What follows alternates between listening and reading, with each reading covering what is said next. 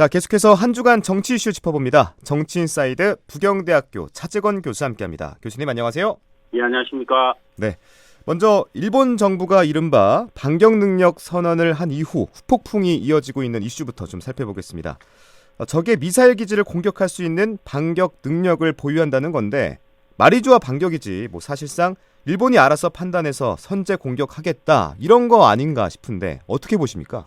예, 뭐 정확하게 그렇게 봐야 될 것 같습니다. 일본의 정확한 워딩은 일본에 대한 공격을 막기 위한 필요 최소한의 자위 조치로 상대 영역의 유한 반격을 하는 게 가능하다 이렇게 적고 있는데 네. 사실 반격 능력이 자위권 행사이기 때문에 다른 국가의 허가를 얻을 필요가 없다. 이게 일본의 입장입니다. 그 말은 뭐냐면 일본이 유사시에는 한국의 허가 없이 북한을 공격하겠다 이렇게 공언을 한 거라고 봐야 되는데 문제는 이제 우리 헌법상 북한은 엄연히 대한민국 영토 아닙니까? 그렇죠. 그래서 사실상 일본의 반격 능력 선언은 저는 제가 보기에는 적어도 우리에 대한 반격으로도 논리적으로는 이해될 수 있기 때문에 북한의 이제 한국 헌법의 어떤 영토 주권의 어떤 원리 이런 것들하고 충돌될 가능성이 굉장히 높다. 그리고 일본하고 미국은 지금까지도 북한을 대한민국 영토로 한 번도 인정한 적이 없습니다. 네. 그런 것들을 봤을 때 한국이 일본이 공격한다고 해서 끼어들 여지가 굉장히 적다. 그렇게 봐야 될 것 같습니다. 자, 궁금한 게 일본은 도대체 왜 이러는 건지 북한에 대한 대응이라고만 봐야 할까요? 아니면 또 다른 의미가 있다고 봐야 할까요? 저는 되게 깊은 속내를 갖고 있다고 봅니다. 깊은 겉으로 속내가? 보면 이제 북한에 대한 대응이라고 볼 수 있겠지만 네. 사실은 남한에 이제 북한에 대한 영토 주권을 인정을 하고 있지 않기 때문에 그런 기존적인 방침을 재확인하고 명확하게 하는 그런 좀 효과를 노리고 있는 거고요. 그다음에 네. 한미일 동맹 체제 내부에서 미국 다음에 일본 그리고 그 다음이 한국이라고 하는 주종 관계를 명확하게 하려고 하는 그런 저는 의도도 담겨 있다. 그래서 북한의 또 위협을 이제 빌미로 해서 이번에 이제 지금 개헌을 하려고 하는데 잘 안 되지 않습니까? 네. 이런 이제 북한의 미사일 위협을 계기로 해서 국내 여론을 반전시켜서 이제 이런 그 반격 능력을 갖추기 위해서는 군사 대국화로 가야 된다. 그렇기 때문에 중앙법을 고쳐야 된다. 그렇게 해서 일본이 이제 미국에 제안했던 그 인도 태평양 전략을 완벽하게 좀 갖추자. 이런 방식으로 아마 일본 여론을 조금 이렇게 전환시키려고 하는 그런 저는 속셈도 굉장히 있을 거다 이렇게 봅니다. 그리고 일본 입장에서는 사실 한국의 윤석열 정부가 들어서면서 계속 일본적인 경향들을 계속 보이고 있기 때문에 네. 일본 입장에서는 이 지금이 적기다 이렇게 좀 판단을 하는 것 같습니다. 그래서 저는 이런 부분에서 상당히 좀 우려된다. 그런데 이제 윤 대통령 스스로가 사실 지난 11월달에 프롬펜에 가셔서 한아시안 정상회담할 때 그 모두 발언에서 인도태평양 전략을 아시아판으로 다시 짜자 이렇게 말씀을 하시지 않았습니까? 그래서 일본이 갖고 있는 그 기본적인 헌법 개정으로 가서 군사 대국화하겠다는 것들을 사실 우리 정부가 승인했다고 해도 거의 무방하다고 보는 거죠. 네. 저는 일본이 그렇게 해석하고 있다고 있기 때문에 이런 이제 의도를 보이는 게 가능하다 그렇게 봅니다. 네. 아까도 잠깐 언급해 주셨는데 이렇게 되면 북한의 도발이 계속된다면 일본이 북한을 상대로 군사적 조치를 할 수 있는 가능성이 커진 거죠? 커지긴 했지만 저는 실질적인 군사적 조치를 하기는 쉽지는 않을 거다 그렇게 봅니다. 왜냐하면 실제로 일본이 반격 능력을 갖췄다 하더라도 네. 여전히 좀 미국에 의존할 수밖에 없다. 왜냐하면 이게 미사일 발사체를 공격을 하려면은 첨단 미사일만 일본이 갖고 있다고 되는 건 아니거든요. 그러니까 발사대 위치도 사전에 파악을 해야 되고 공격 징구를 이제 감지를 하려고 하면 고성능 정찰 위성도 있어야 되고 무인 항공기 같은 것들도 필요하고 또 공격을 정확하게 하려면 특수부대가 그 안에 들어가서 공격 지점을 정확하게 이렇게 그 통신을 통해서 알려줘야 됩니다. 그렇죠. 이런 능력들이 일본한테는 없기 때문에 결국 그런 능력들은 한국과 미국에 종속될 수밖에 없기 때문에 일본이 단독으로 하기는 저는 쉽지는 않은 상황이다. 그런데 이런 것들은 대단히 상징적인 의미가 있는 거죠. 그걸 꼭 군사적 조치를 한다는 것보다도 네. 한국 너희는 우리 밑에 있는 거야. 한국 너희들의 의도는 중요하지 않아. 이런 것들을 보여주고 그 주종관계를 명확히 하는 의미 그리고 국내적으로는 헌법 개정에서 우리도 군사대국화 가겠어. 이게 팩트야 라고 하는 것들을 명확하게 하는 그런 저는 상징적인 조치 이렇게 평가를 좀 해야 될 것 같습니다. 네, 상징적인 조치 또 단독으로는 하기 쉽지 않을 것이지만 주종관계를 명확하게 하기 위함이다. 이렇게 네네. 좀 정리하면 될 것 같은데 무튼 이 선언으로 인해서 피해를 우리가 보게 될 것 같아요. 우리 네네. 정부가 이걸 두고 볼 일은 아닌 것 같은데 우리 정부의 대응은 어떻게 보십니까?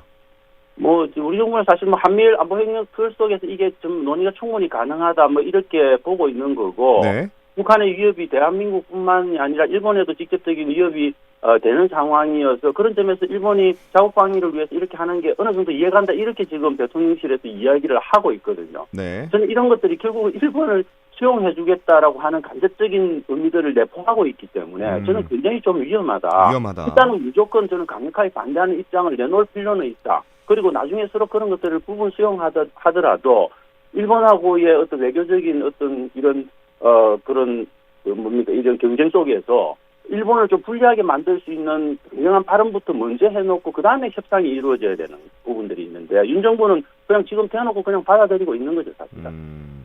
외교부는 한미일 안보 협력의 틀 속에서 논의가 가능하다라고 말했는데 이건 어떤 네. 의미일까요?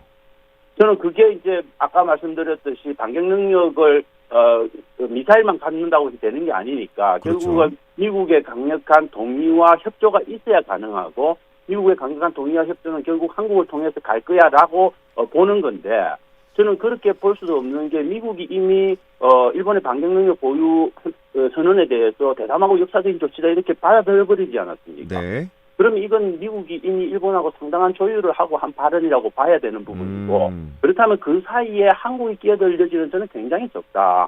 그래서 저는 그런 부분에서 미국이 한국을 대하고 미국이 일본을 대하는 태도를 윤석열 정부가 지나치게 우리 중심으로 과대평가하고 있는 거 아닌가. 그래서 그런 부분들은 외교적인 어떤 전략상 저는 굉장히 좀 불안한 요소다. 그래서 그 부분에 대한 명확한 경각심을 갖고 미국을 통해서 일본을 견제를 하든지 그런 명확한 좀 전략을 짜고 접근을 할 필요가 있다. 그렇게 봅니다. 자, 이제 국민의힘 얘기로 넘어가 보죠. 본격적인 전당대회 준비에 착수했는데 이제 룰이 정해졌습니다. 당원 네. 투표 100%로 진행하기로 했는데 당신 100%인데 이거 어떻게 보십니까?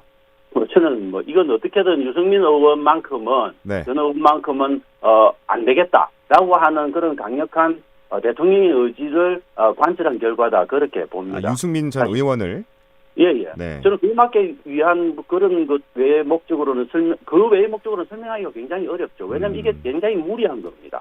왜냐하면 민주당이 사실 당헌 개정에서 이재명 대표 선출한다고 할 때 국민의힘이 그렇게 비난을 하지 않았습니까? 그런데 이제 와서 자신들 똑같은 모습으로 그렇게 보이는 건 내로남불인데 이게 국민들한테 비춰질 건데 무리해서라도 지금 하고 있는 거거든요. 그러니까 국민의힘이 이제 사실 또 당명을 개정할 때 국민의힘이라고 하지 않았습니까? 그렇습니다. 그 말은 뭐냐면은 이런 경선 과정이나 당대표 선출하는 과정에 국민의 의사를 반영하는 방식으로 모든 것들을 제도화하겠다는 강력한 의지를 표명한 거거든요. 그래서 네. 그 이후에 경선 과정에서 그런 것들을 만들어내기 위한 제도적 장치들을 계속 강화를 해왔습니다. 그런데 그걸 완전히 거꾸로 돌려놓는 자기 스스로 부정하는 지금 그런 결정을 한 거거든요. 그렇다면 저는 이거는 명확한 목적이 있기 때문에 일부 그런 부분에 손해를 보더라도 할 수밖에 없는 상황이다. 그리고 당원 100%만으로도 또 불안하니까 거기에다가 저는 결선 투표까지 채택해서 넣었지 않았습니까? 이거는 목적이 너무도 의도가 뚜렷하게 나타나는 거였어. 저는 이런 경우라면 국민의힘 같은 경우에는 네. 당명이 국민의힘인데 결국은 저는 이 당명을 당원의 힘이나 아니면 윤심의 힘, 이 정도로 바꿔야 되는 일이지 않을까 싶습니다. 당원의 힘, 윤심의 힘 이렇게까지 표현해 주셨는데 유승민 전 의원은 결코 꺾이지 않을 것이라고 말했습니다. 출마하겠다는 의지를 드러냈다는 걸까요?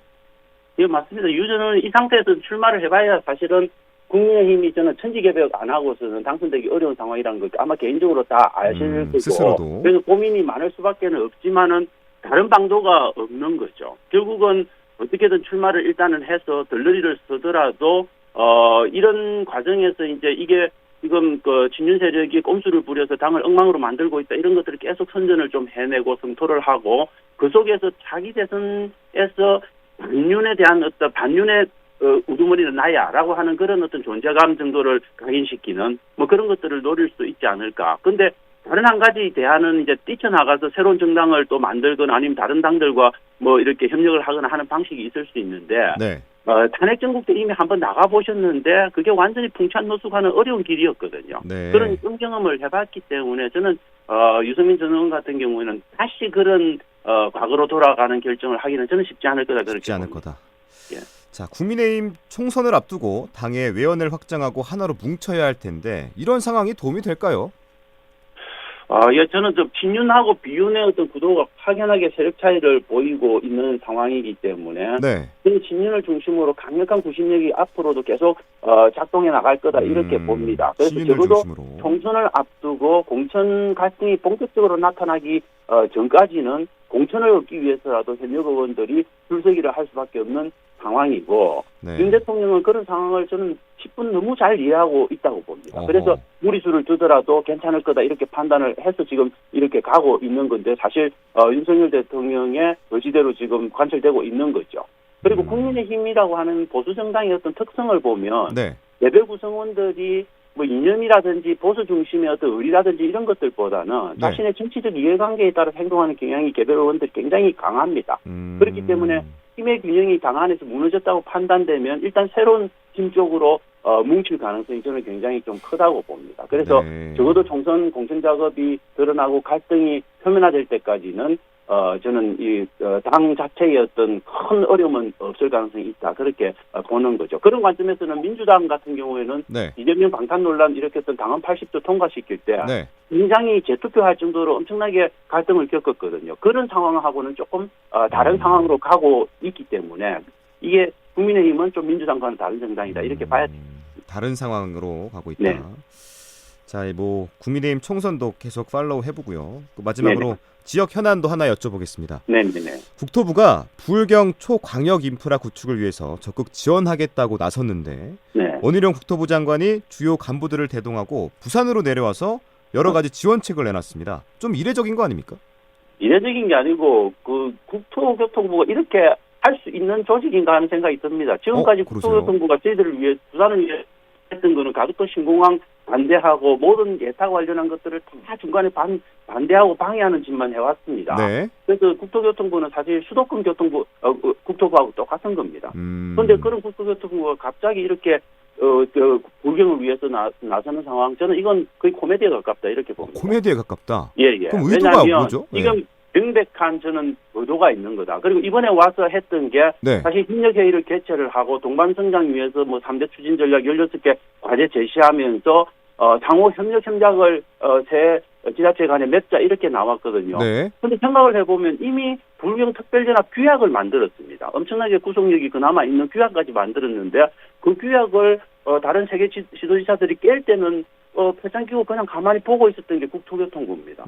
이제 와서 그 지금 만들어진 규약도 제대로 안 지키는 세계 지도지사들한테 다시 한번 해보자라고 이야기하는 게 그게 코미디죠. 저는 이래서 이걸 왜 하느냐. 결국 원희룡 장관이 개인적으로 갖고 있는 뭔가 정치적 의도가 있다. 정치적 의도가 있다. 해볼 수밖에 없다. 왜냐하면 아하. 저는 두 가지가 있다고 봅니다. 하나는 네. 당대표 출마 가능성이 꽤 있다고 봅니다. 당대표 그래서 출마 그게 가능성. 윤석열 대통령이 낙점을 받았는지는 알 수 없지만 당대표 출마해서 수도권의 원희룡 의원이 장관이 갖고 있는 그 뭔가 이 변경이 있다고 보는 거고요. 네. 그러면 원희룡 장관은 이게 불경 지역에 사실 그런 부분에 지분이 없거든요. 그래서 그런 지분을 만들기 위한 어떤 사전 포석 이런 것들로 저는 볼 수도 있고, 아니면 이번에 당대표 출마 안 하더라도 장기적으로 이제 대선 주자로 갈 경우에 자기가 수도권과 불경을 아우를 수 있는 대표 주자다 이런 이미지를 만들기 위한 저는 장기적인 시각에서의 어떤 포석 뭐 이런 것들로 국토교통부로 활용하고 있는 거 아닌가 하는 네. 그런 생각이 조금 그런 의심을 가질 수도 있는 거죠. 네. 오늘은 여기까지 듣도록 하겠습니다. 지금까지 정치인사이드 부경대학교 차직원 교수 함께했습니다. 교수님 오늘 말씀 고맙습니다. 예, 감사합니다.